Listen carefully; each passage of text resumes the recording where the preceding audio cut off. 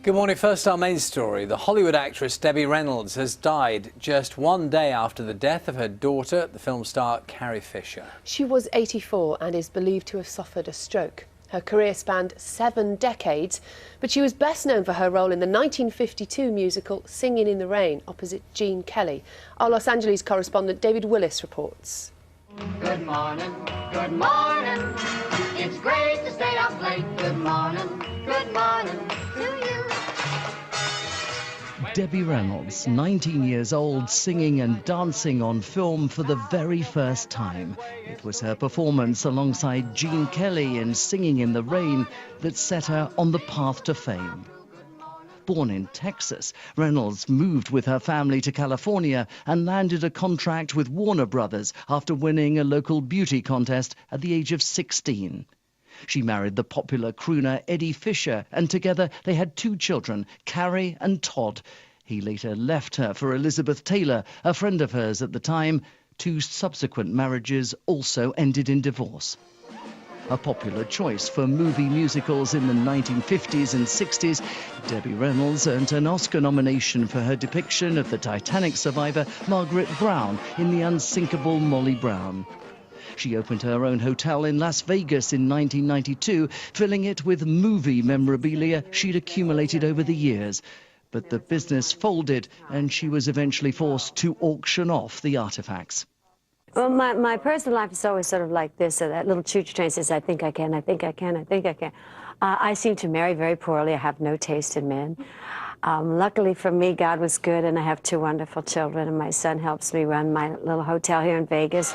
Good morning, good morning. Come on, girls, jump in. She went on to play Grace's mother, Bobby, in the hit sitcom Will and Grace, and returned to the big screen to portray Liberace's mother in the 2013 biopic Behind the Candelabra, but suffered a devastating loss when her daughter, Carrie Fisher, died after suffering a heart attack on a flight from London to Los Angeles on Christmas Eve.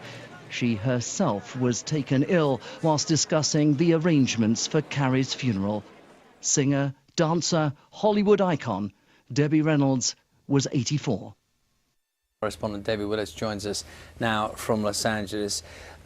So, really, David, after the death of Carrie Fisher, just 2 days ago, this is, just on a personal level, a very tragic story for this family, isn't it?